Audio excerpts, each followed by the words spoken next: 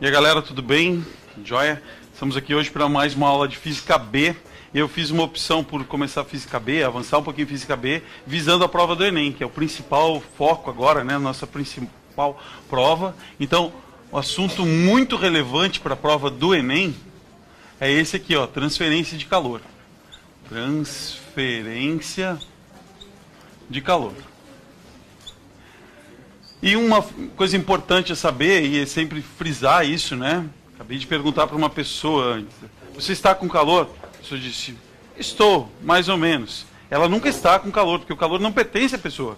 A pessoa pode perder calor ou pode receber calor, mas ela não pode estar com calor, porque o calor vai ser uma sensação térmica, né? Esse estar com calor que a gente fala é uma sensação térmica. Então eu vou pedir ajuda aqui de umas pessoas, para que eu possa ilustrar o que vai ser a transferência de calor. Qual é o seu nome, por favor? Samara. Levante aqui, por favor, Samara. Você é o? Leonardo, por favor, Leonardo. E você é a? Como? Daniela, por favor, levante lá, Daniela, por gentileza. Então assim, ó, vou ficar aqui para vocês poderem ficar enquadrados na imagem, né? Muito bem. Então, Samara, eu tenho aqui na minha mão umas bolinhas, e essas bolinhas representam calor. Quando elas estão comigo, elas não são calor, elas são uma quantidade de energia que está comigo. Agora eu vou te pedir o seguinte, ó, sem sair do lugar, Samara, você é o? Leonardo, Daniela, fica aqui, por favor, um pouquinho mais para o lado. Sem sair do lugar, vai passando até chegar na Daniela, por favor. Ei, vai passando, ei, ó, vai passando. Oh, ei, vai passando, vai passando, vai passando. Chegou lá, ó. Observaram o que aconteceu com as bolinhas? Alguém saiu do lugar? Não, mas eles agitaram, não agitaram? Eles não começaram a vibrar um pouco mais? Então, obrigado, Daniel, vou lá pegar o calor, que eu sou a fonte, né, de calor. Então, o que aconteceu? Observem, ó. Samara estava na posição dela, eu passo uma quantidade de energia para ela, ela aumenta a sua agitação, eu passo isso, e essas bolinhas vão passando de mão em mão.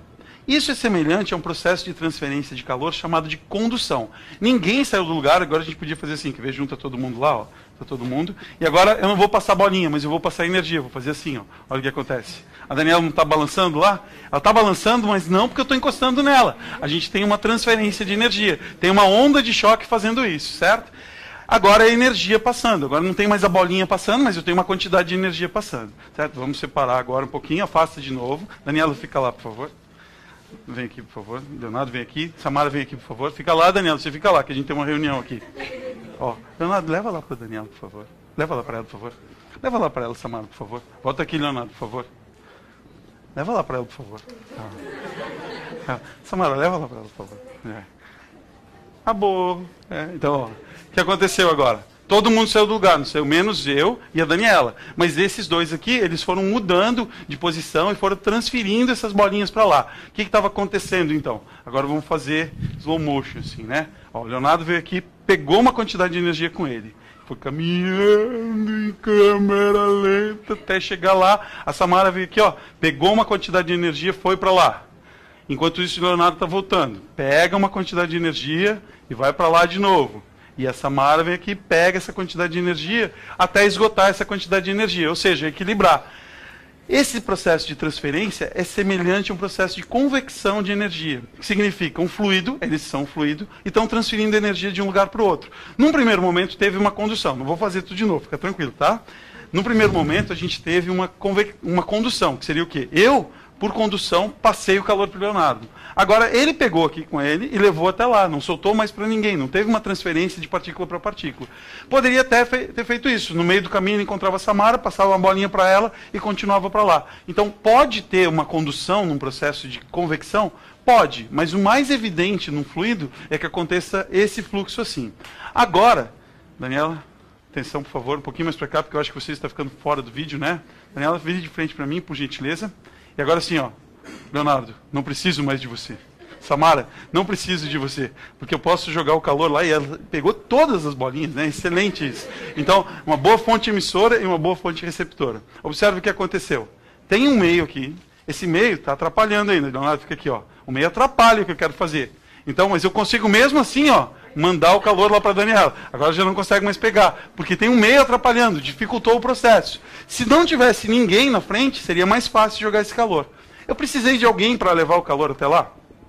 Não. Isso é semelhante a um processo de transferência de calor por irradiação. Ou seja, é uma onda eletromagnética, pode se propagar no vácuo, mas pode se propagar mesmo tendo obstáculos. Fica mais difícil essa propagação, mas ela pode acontecer no vácuo. Então, esses são os três processos. Muito obrigado pela participação de vocês. Devolve o calor aqui para mim. Tá joia? Obrigado. Então, agora a gente vai dar uma olhada, formalizar isso. Mas já dá para adiantar assim, ó. Um processo de transferência de calor por condução. Ele acontece de que forma? O calor ele vai passar de partícula para partícula, ou seja, aumenta a agitação de uma partícula, passa esse calor para outra, que passa esse calor para outra.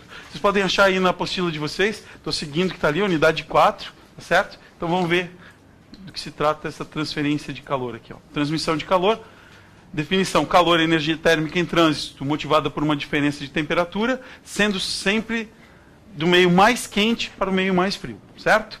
Agora vamos ver os tipos de transferência. São esses três processos que a gente representou aqui, eu com a ajuda dos colegas de vocês. Então a gente teve uma transferência por condução, convecção e irradiação. Agora vamos ver cada um deles detalhadamente, né? Condução térmica. Quer ver? Uma imagem fala mais do que 1000 palavras aqui, ó, um gifzinho. Ó. Então olha o que vai acontecer. Você pega uma barra metálica, fica segurando ela aqui e coloca a extremidade numa chama. Depois de um certo tempo, a tua mão não começa a esquentar? O que está acontecendo? Estou fornecendo calor nessa extremidade aqui e esse calor está propagando desse jeito. Qual é o processo que faz com que o calor propague? Acontece isso, eu forneço calor aqui, vai aumentando a agitação dessas partículas, elas vão vibrando e transferindo essa energia para lá. Então o calor vai passando de partícula para partícula. Informação importante, condução, o calor é transferido de partícula para partícula. Para partícula. Eu botei partícula para partícula porque se fosse assim, um cristal, pode ser, num metal vai ter cristal, mas eu posso ter uma molécula fazendo essa transferência, posso analisar um átomo fazendo essa transferência, então partícula para partícula é a menor partícula que está conseguindo fazer isso naquele momento, certo? Outra coisa importante, a gente vai ter um modelo, que assim, ó, um modelo físico para isso, que é chamado parede plana. Parede plana. E do que vai tratar esse modelo da parede plana, eu deixei para fazer na mão aqui para a gente construir junto, né? Como vai ser uma parede plana? Qualquer parede, ó, aqui o quadro, a gente pegar uma parede que divide a sala, pegar essa janela aqui, ela sempre separa dois ambientes. E a minha camiseta pode ser uma parede plana. Ela não é, ao todo ela não é uma parede plana, mas um pedacinho dela poderia ser analisado assim. Se eu cortar só um quadradinho, eu posso analisar o que está acontecendo aqui. Então, esse modelo de parede plana vai ser alguma coisa desse jeito assim, ó. A gente vai ter uma parede aqui.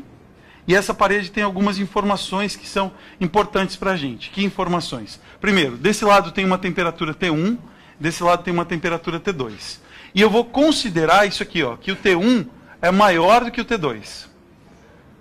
Então aqui pode ser o nosso ambiente interno, o ambiente externo, ou aqui é o lado de fora, está 40 graus lá fora, e aqui dentro está 20 graus, então a gente vai ter um fluxo de calor. Da onde para onde esse fluxo? Da maior temperatura para a menor temperatura. Então o fluxo de calor vai acontecer nesse sentido. Fluxo de calor. O que interessa para a gente agora é observar quais as variáveis importantes, relevantes, para se calcular esse fluxo de calor. A letra que vai representar o fluxo é essa aqui, ó. Uma letra grega. O nome dessa letra parece o conjunto vazio lá, né? Mas é Φ o nome da letra, tá? Então essa letra grega vai determinar o fluxo de calor. Vamos ver quais as dependências. Quer ver? Deixa eu só sair aqui um instantinho. Pegar um negocinho aqui, ó. Se a gente pega uma... Essa aqui é a nossa parede plana. Quer ver? Nessa parede, será que a área da parede é importante para a transferência de calor? Se eu tenho o sol batendo aqui nessa parede, tem uma quantidade de calor que pode entrar através dele. Se a parede for maior, não tem mais área para incidir o calor? Então, o fluxo de calor depende da área da parede? Depende, né? Tanto que se eu for construir uma casa, por exemplo, e eu não quero que aquela casa esquente muito, eu vou ter que fazer o quê? as menores faces da casa virada para o sol, tanto quando o sol nascer quanto o sol se pôr. Se eu deixar, por exemplo, os meus quartos virados para onde o sol vai se pôr, vai ficar muito quente, muito complicado dormir naquele quarto. Então daí eu vou gastar muita energia no condicionador de ar para poder baixar a temperatura. Então a área da parede vai ser importante para isso, que seria marcar essa área aqui assim, ó. Então a gente pode construir a área. Então esse fluxo, ele vai ser diretamente ou inversamente proporcional à área. O que vocês acham? Quanto mais área, maior o fluxo de calor. Então a área vai aparecer aqui em cima. A área da parede. Depende da diferença de temperatura. Por exemplo, lá fora está 30 graus, aqui está 25. Vai ter um fluxo. Lá fora está 60 graus e aqui está 25. Não vai ser mais intenso esse fluxo? Quanto maior for a diferença de temperatura entre esse lado e esse lado, mais motivos para o calor se deslocar. Então vai ser diretamente proporcional a uma diferença de temperatura entre o mais quente e o mais frio. Agora, quanto à espessura. Imagina que você quer fazer um isolamento e eu quero isolar termicamente o meu corpo. Eu posso pegar uma folha aqui da revista e fazer um isolamento. Se eu pegar uma espessura maior, o isolamento não fica melhor? Fica, né? Se eu pegar mais espessura, não fica melhor ainda o isolamento? Então, quanto mais grossa for, raramente acontece nos vestibulares, certo? Então, vamos ver, ó. Alguns exemplos de isolantes, ó. Tá aqui. Água, gelo, ar, lã, isopor, vidro, borracha, madeira, serragem. Se vocês observarem aqui, todos eles são maus condutores de eletricidade também, né? Então, os maus condutores de eletricidade são maus condutores de calor, certo?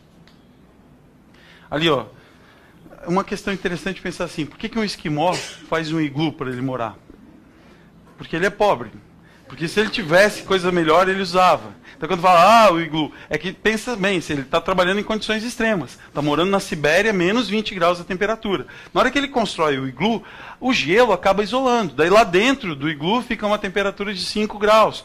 Aí agora nessas geladeiras tem uma coluna aqui atrás, e cada andar tem o seu ar insuflado aqui. Então, cada andar tem a sua própria refrigeração. Aí pronto, agora não dependo mais de uma convecção natural. Então, acontece isso na geladeira. E atrás da geladeira? Quem nunca secou um tênis atrás da geladeira, tire a primeira pedra, né? Assim. E às vezes nem porque não tem outro, mas eu gosto daquele tênis ali, bem esse que molhou, que agora ele está no ponto para usar e ele está sempre molhado. Então a pessoa vai lá e pendura o tênis aqui atrás. É correto fazer isso? Estraga a geladeira? Não estraga. Estraga se você confinar isso tudo aqui e não deixar o ar circular. Mas isso vai ser um processo de convecção natural, vai fazer isso. Ó. O ar já vai passar aqui. Um tênis não afeta, daí a pessoa bota um varal inteiro aqui.